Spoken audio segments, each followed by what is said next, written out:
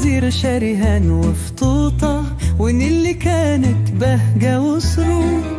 جده صلاح معاليلي يحكي حكايات فيها سحر وضحكي، مرة مدرسة ومرة كوكب، دايما الحدوتة فيها مذهب.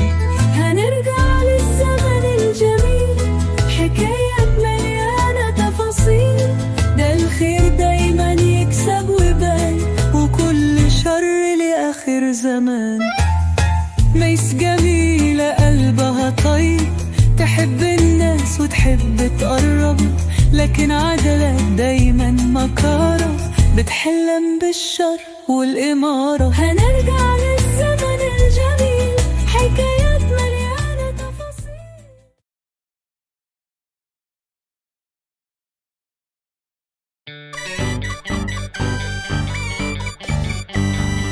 ها ليلي، عاملة ايه في المذاكرة يا حبيبتي؟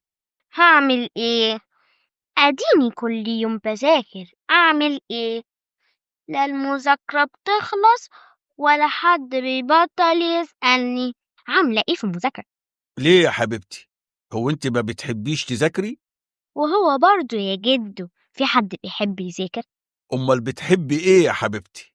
صدقني يا جدو الحياة مش كلها مذاكرة، في حاجات كتير أحلى وأجمل من المذاكرة. طب وماله؟ محدش منعك من الحاجات دي، ذاكري واعملي باقي الحاجات المهمة اللي انت عايزاها. ما هو أنا بعمل كده، بس مش كده قوي. لو كانت المذاكرة كمان كده كانت الحياة هتبقى حلوة قوي. دي كده بقت فزورة كده، يعني ايه؟ فهميني كده. يعني ببساطة كده المذاكرة دمها تقيل قوي. ايوه، انا كده فهمت كده، وانت كده فكرتيني بأيام كانت اجمل قوي من كده. انت هتسرح تاني يا جدو؟ أيام جميلة وطريقة ميس جميلة. مين فاكر احنا وقفنا فين الحصة اللي فاتت يا ولاد؟ وقفنا يا ميس لما حاكم الكوكب اكتشف إن كوكب الأرض هو الكوكب الوحيد اللي ممكن ينزلوا عليه لأنه شبه كوكبهم. برافو عليك يا نور. ولكن كان في مشكلة تانية، هي هينزلوا فين بالظبط في كوكب الأرض؟ وإزاي هيتعاملوا مع سكان الأرض؟ ورد مكمك وقال: قبل ما نهبط بالسفن الفضائية بسكان كوكبنا على كوكب الأرض، ويتفاجئون بينا سكان الأرض وإحنا مش عارفين رد فعلهم هيكون إيه.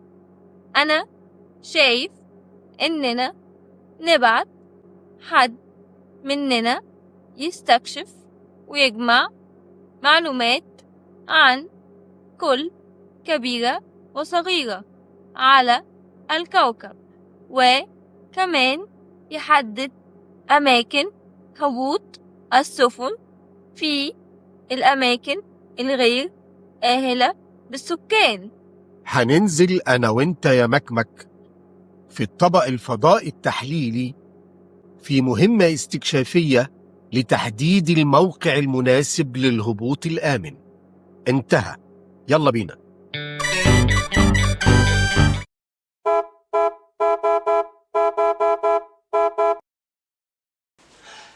مستر صلاح، اللي بيحصل في المدرسة ده عيب وما يصحش أبدا أبدا أبدا. خير يا ميس عدلات، في ايه على الصبح؟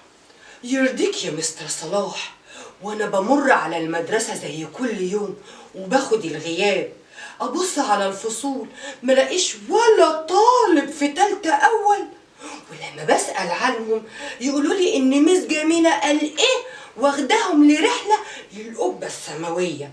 ينفع كده يا مستر صلاح؟ دي مدرسة، وبعدين الرحلات دي مسؤوليتي انا يا مستر صلاح، صح ولا ايه يا مستر صلاح؟ حصل خير يا ميس عدلات، هي استأذنت مني وانا وافقت علشان الاولاد يشوفوا المجموعة الشمسية ودوران الارض علشان يفهموا درس الجغرافيا. بس مس جميلة دي لازم تبقى عارفة كويس جدا إن الرحلات دي من اختصاصي أنا، وأنا اللي بحط الرسوم للرحلات دي، ولا إيه يا مستر صلاح؟ لا، ما هي مش رحلة بالمعنى المفهوم ومن غير رسوم، يعني رحلة مجانية يا ميس عدلات، لا محتاجة اختصاص ولا محتاجة رسوم. محتاجة بس يا ميس عدلات ميس تحب الأولاد وعايزة مصلحتهم وبتدرس لهم بره الصندوق. قصدك بره المنهج يا أستاذ صلاح؟ بالظبط، هو كده. وأنا بصفتي صاحب ومدير المدرسة موافق على كده. عندك اعتراض يا ميس عدلات؟ خالص يا مستر صلاح، ما عنديش أي اعتراض.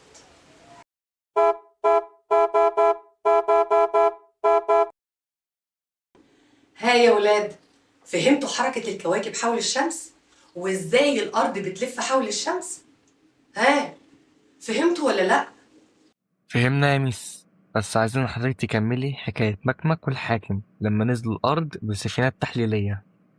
وأول قارة نزلوا عليها علشان يستكشفوها كانت قارة آسيا، والسفينة التحليلية قالت: السفينة التحليلية تشير إلى أننا فوق قارة آسيا، والتي تمتد من دائرة عرض 10 جنوب دائرة الاستواء حتى دائرة عرض 81 شمالاً، ومن خط طول 26 شرقاً حتى 170 غرباً، والمياه بتحيطها من 3 جهات: المحيط القطبي من الشمال، والمحيط الهادي من الشرق، والمحيط الهندي من الجنوب.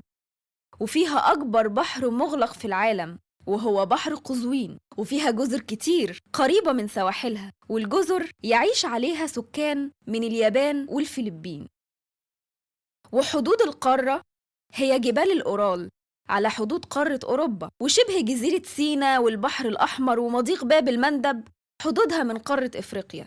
وفي غرب القارة جبال توروس في بلد اسمها تركيا، وجبال وزاجروس في بلاد العراق وإيران، وجبال وسط القارة أعلى جبال العالم، وفيها سلسلة جبال الهيمالايا، وفيها أعلى قمة جبلية في العالم قمة إيفرست. كما يوجد الهضاب في وسط قارة آسيا، وبتتشابك مع بعضها، وأكبرها هضبة التبت، ودي أعلى هضاب العالم وهي أعلى من قمم الجبال.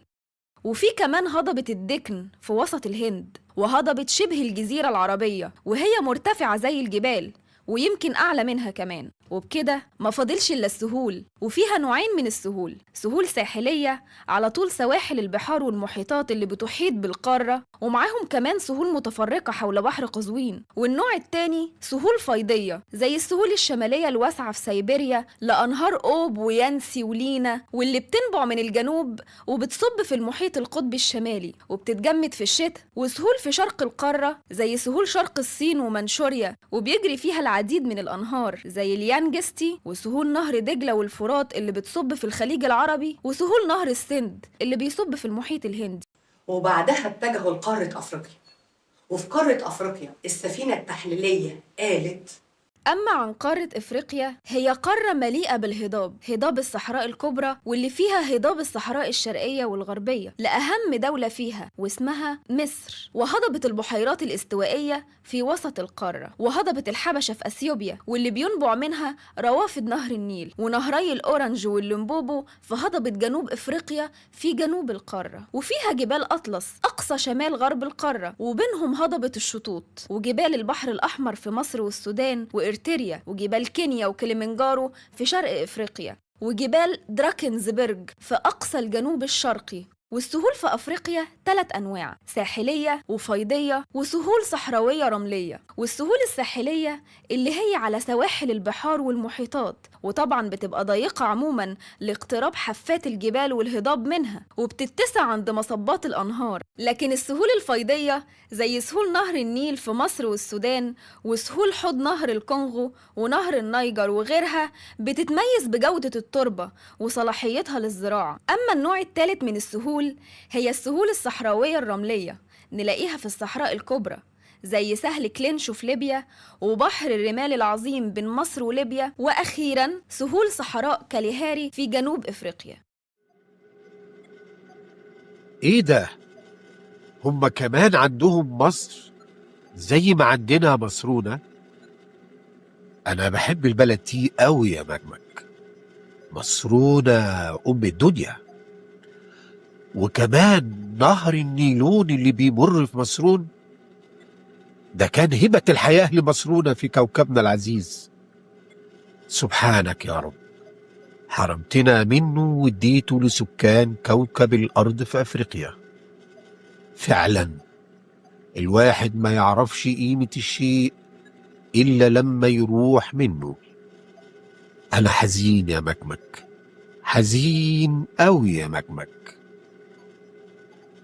بس أنا خلاص خدت القرار، هننزل في قارة أفريقيا ومش عايز أي اعتراض، ده يعتبر فرمان ملكي. يلا اطلع بينا على أفريقيا يا مكمك. مولانا، أرجو التمهل، أرجو التمهل، أرجو التمهل. يعني ايه يا ميس هينزلوا عندنا هنا في مصر؟ ولكن الروبوت مكمك ما كانش موافق الحاجة إلا بعد استكشاف باقي القارات، وصمموا يستكشفوا باقي القارات.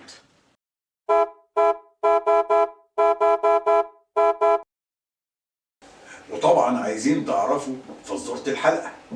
ما هو اللي انتوا ما تعرفوهوش ان انا مركب كاميرات في كل المدرسة، ومراقب كل المدرسين والمدرسة كلها. وكلمة في سركم، وأرجوكم محدش يقول لحد، أنا كمان بستمتع معاكم في حدوتة مكمك. مستر صلاح، فاضي شوية؟ عاوزاك في موضوع، ممكن؟ لا مش فاضي دلوقتي، ممكن تخليها وقت تاني؟ أنا مش هاخد من وقتك أكتر من ساعتين. لو سمحتي عندي فزورة لازم أقولها، سيبيني دلوقتي. هي الفزورة أهم مني أنا يا مستر صلاح؟ بصراحة ممكن بقى تسيبيني أقول الفزورة؟ طب أقعد معاك وقولي الفزورة، وبعد ما تخلص أحكي لك حكايتي. ميس عدلات اطلعي بره. حاضر. ودلوقتي هقول الفزورة. ما هي أنواع السهول في قارة أفريقيا؟ والسؤال مرة تانية، ما هي أنواع السهول في قارة أفريقيا؟ وزي كل سنة هنبعت الحل يوم بيوم لغاية تاني يوم قبل الساعة 4 العصر. وكل سنة وانتم طيبين.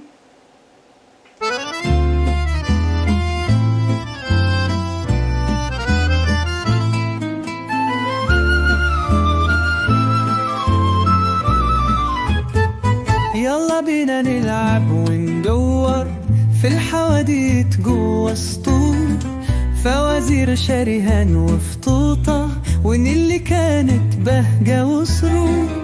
جدو صلاح مع ليلي يحكي حكايات فيها سحر وضحكي، مرة مدرسة ومرة كوكب، دايما الحدوتة فيها مذهب.